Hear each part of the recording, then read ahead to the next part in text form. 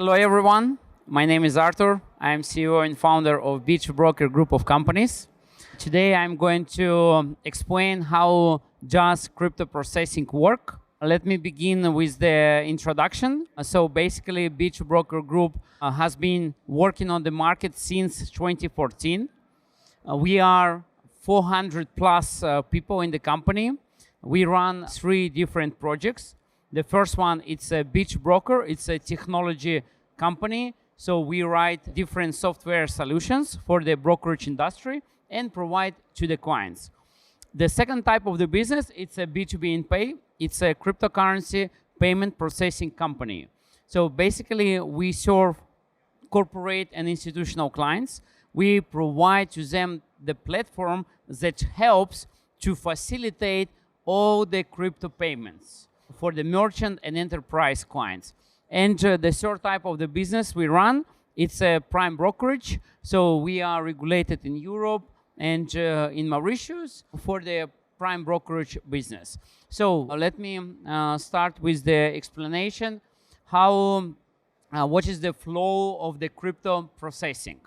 Basically, when we are talking about crypto processing, you may ask how does it work and why actually you as a merchant, you need to start accepting crypto.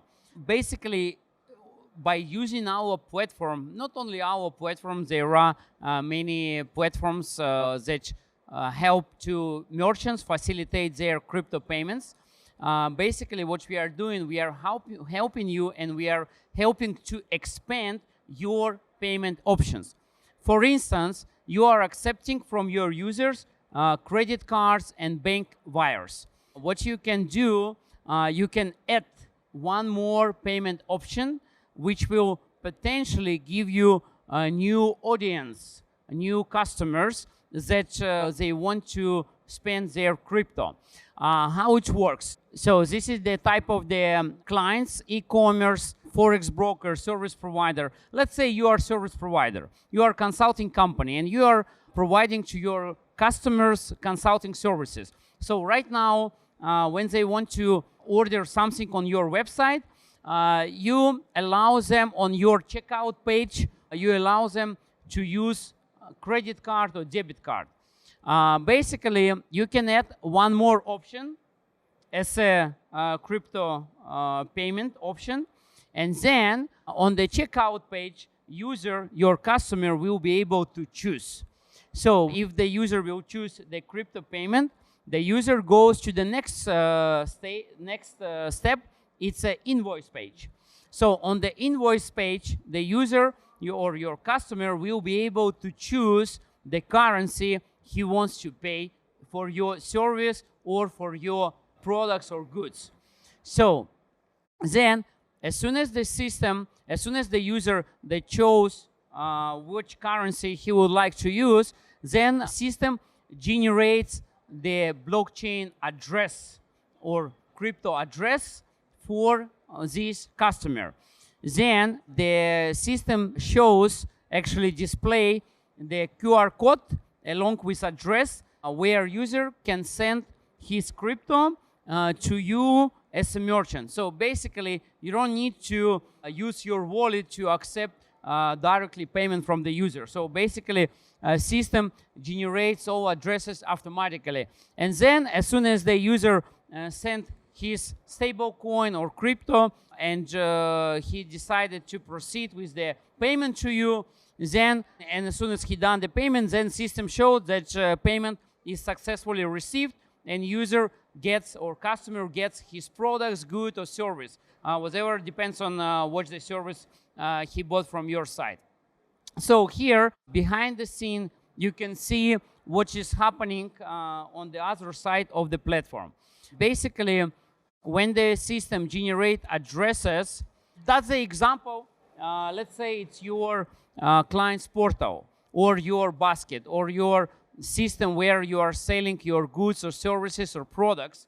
Then as soon as the user initiate the transaction, so the B2B in Pay generates the new address, and then as soon as the user send the transaction, system is doing monitoring, constantly monitoring of all the blockchains, and as soon as the system gets certain confirmation, because the numbers of the confirmations depends on the blockchain, different blockchains requires different confirmation. So we do this confirmation in order to avoid double spending. There is some potential risk for this. But anyways, as soon as the system confirmed that the transaction was received, so then system through API sent to your system, to your website, to your e-commerce portal, the request that payment was successfully received, and then you can move your goods or product to the basket of the user. It's basically our infrastructure. I will be explaining how crypto processing works based on our example. It's a real case. We have been working on the market since 2014, but B2B and Pay project we have launched back in September 2017. So around 5 years we have been serving clients, and for these last 5 years, that's the infrastructure we built. So basically you can see, first of all, it's a back office where you will be able to see reports, transactions, data, bridging, admin rights, to manage all the rights, because it's very important to give to your let's say team employees different rights. For example, for your accountant team, they don't need to rights to send a transaction, but they need the rights to view only rights to see all the transactions. At the same time, for your finance team, you need to give them rights to sign the transactions. Then you can add one more security layer, let's call it this way, basically who will be giving approvals for the transactions, right? So you need to make your business procedures, and according to that procedures, you can configure the rights you need according to that. So then, as you can see, user panel, that's what user is going to see. Then, of course, the system contain the full comprehensive API. Basically, based on that API, you can use the payment page of B2B and Pay, or based on the API, you can build your own payment page. So basically, it's a comprehensive API that allows you to build your the front end. Then, of course, it's a we call it like wrapper or wrapper node. That's the kind of layer that connect our system with the blockchains, because every blockchain has its own, let's say, details and complexity, and besides of the complexity, there is also algorithm. And every blockchain, as you know, some of the blockchains, they based on the proof of stake, proof of work, and even like a Solana, it's a proof of history. Depends on the algorithm, the performance of each blockchain is different. Depends on the loading, depends on the algorithm, depends on the such factors as a network issue. So because it's still running through the internet, right? And then integrations. So basically, it's also very important part, because, for example, we use crystal and chain analysis to verify every single transaction in order to check what the transaction and where this transaction is coming from, in order to prevent the transactions coming from the kind of black markets or the different destinations that is marked by IML providers as a red. So that's why we try to prevent this, and that's why we use all those so-called IML system, anti-money laundering systems, that basically a lot of analytics, they search all these wallets that belong to the red parties, and they try to mark them. So that's why it's very important. So besides, of course, we use different systems such as bridging, IMS for the hedging, sum and sub for the verification. So it's basically third-party providers. And of course, we have a server, backup server, which allows us to rely on if something happened to the main server, even though we use Amazon AWS, but still, as you know, it's the Amazon doesn't guarantee you that you will be up and running 100% of the time. So that's why you must use backup, and backup has to be in a different space. For example, if you use AWS, backup has to be within the Google Cloud or Microsoft Azure or any other cloud. So next, that's just, I want to give you some overview of the current situation on the market. As you can see, the popularity of the stable coins reached the very high point. Basically, just for the 2023, as you can see, the volume of stable on-chain volume. So what does mean on-chain volume? It's the number of transactions multiplied by the volume of the transactions, right? So that's the on-chain volume. And it reached just in May more than $250 billion.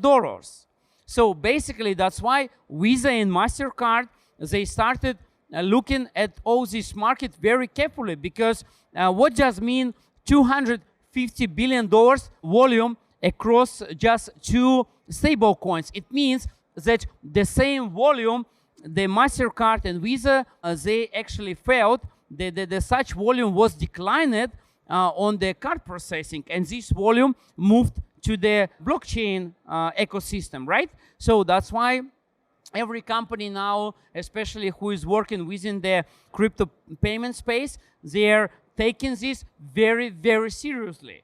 It's not the case when the crypto may disappear. Crypto will never disappear. The last month, what happened? The MiCA regulation already was approved and signed off.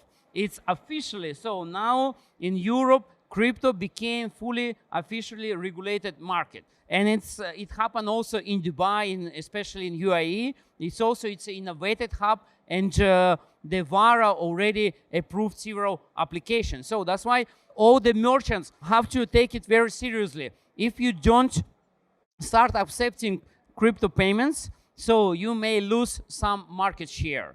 And then you can see the number of the on-chain transfers. So this is just number of the transfers without the volume of every single transfer.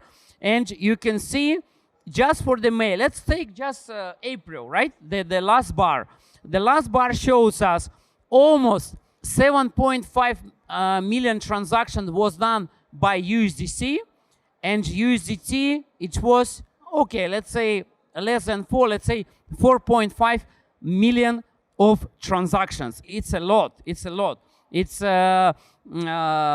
even though every commission you may take 0.05%, so multiply by the number of transactions, that's the potential overall loss of opportunity for the processing of the companies. So it's a real numbers, it's a open numbers. You can check on different blockchain. You can go to the blockchain and you can verify all these numbers. So this is the last chart. It's about the transfer volume across major coins. I want you just to show you that the regulated stable coins, they gained the huge popularity, even though the USDT, they provided proof of reserves, but still USDC as a regulated stable coin, since BUSD was banned by SIC in US, especially the Paxos company, so they let them work only until, I think, March of the next year. So that was the beginning of the race of USDC. So now you see the transactions across USDC, they are growing up very fast. And you can see also the, let's say, capitalization of USDT. It's as of yesterday, it was $86 billion.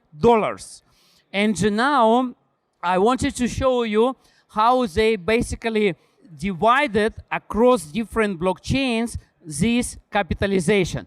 And you can see basically on the Ethereum blockchain, USDT token, because what does mean stable coin? It means centralized token based on decentralized blockchain. It's very important, right? Because what is the difference between stablecoin and central bank digital currency? The central bank digital currency, it's a centralized token on centralized blockchain. What is the stablecoin? It's a centralized token based on decentralized blockchain. It's a big difference, and you can see Ethereum, for example, they captured around 42% of those capitalization. And Tron, you see 53%. Just 2 years ago, the Ethereum for the USDT, it was more than 90%.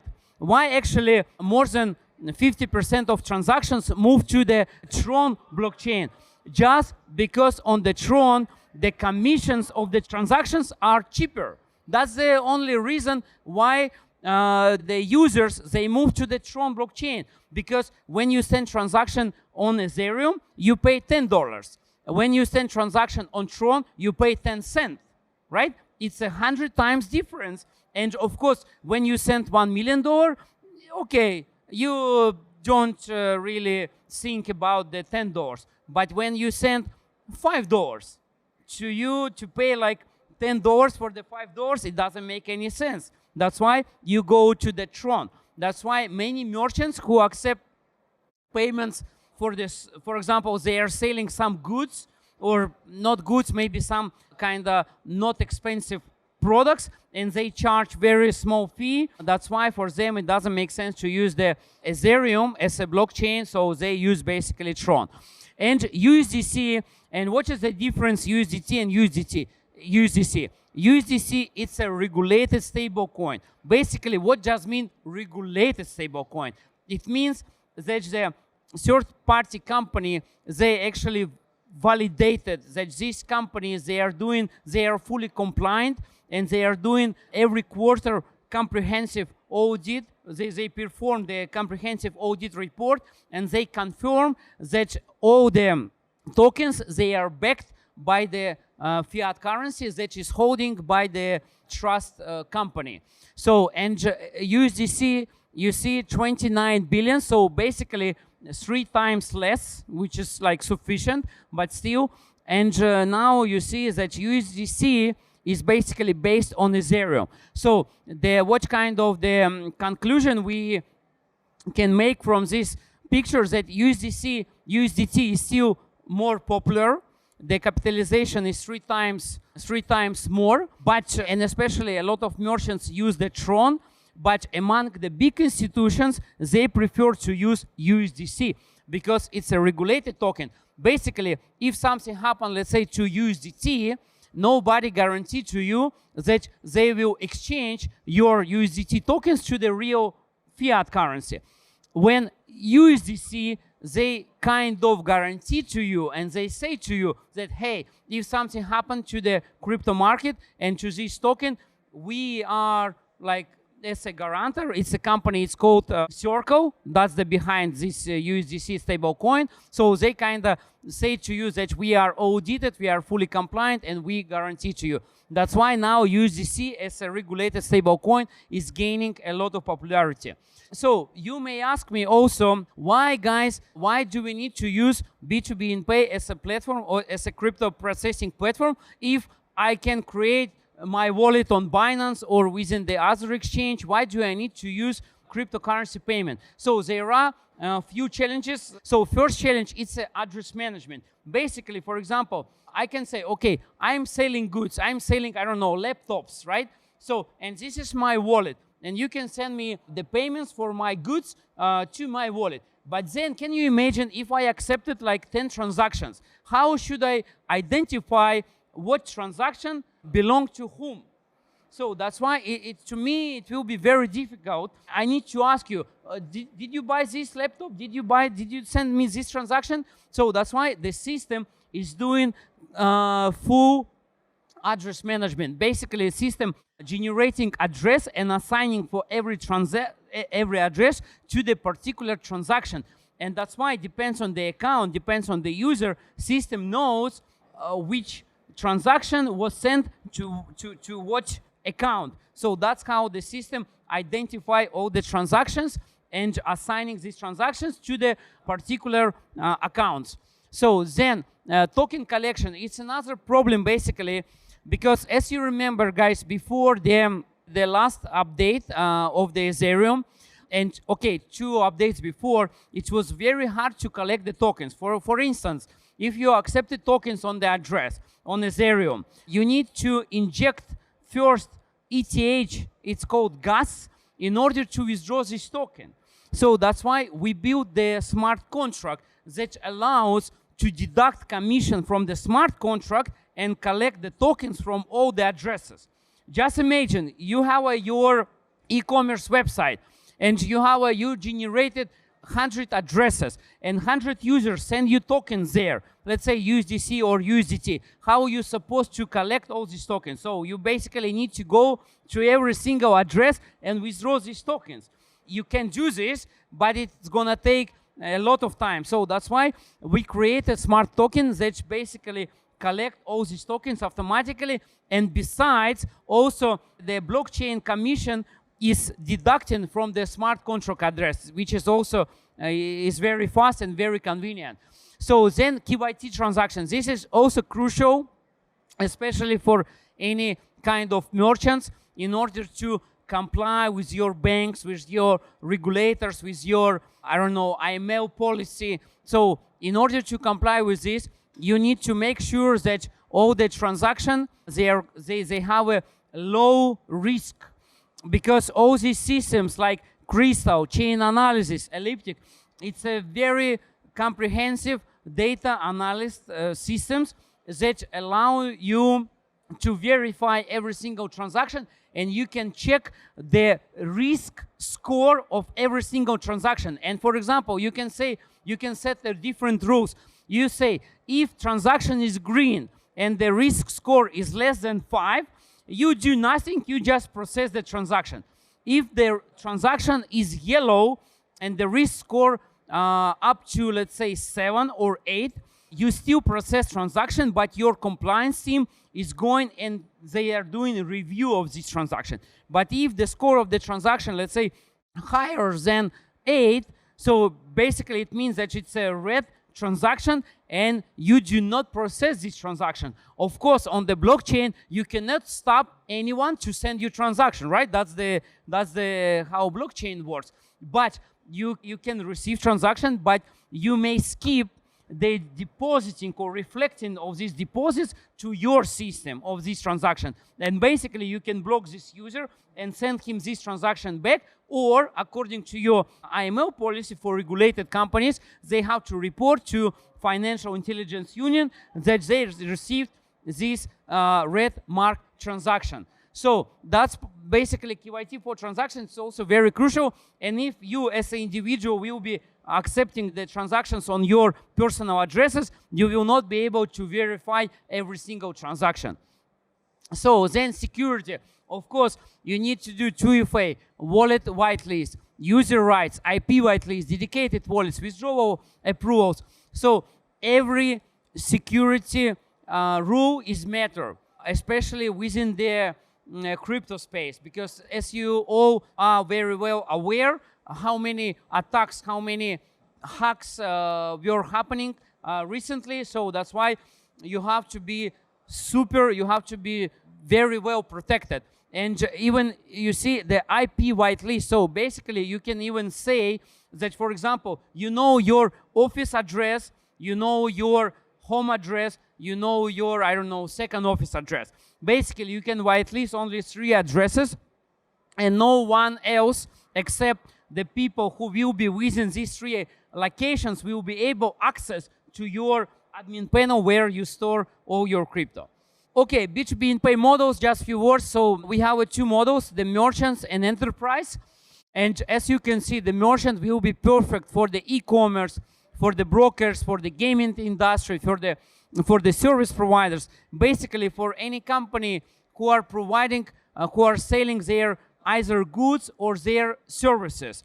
And enterprise, there is no conversion on the enterprise. It's let's call it enterprise as a blockchain wallet management system, which allows you to manage through one single API to have access to all blockchains and tokens across all those blockchains. That's the core enterprise. So it's a model how it works. But of course, in the beginning of the presentation, I already explained it to you this. Okay, guys, thank you very much for your attention. Again, my name is Arthur, and we have a booth over there. It's a B2B Pay and B2Broker booth, and we will be delighted to answer to all your questions there. Thank you very much. Bye-bye.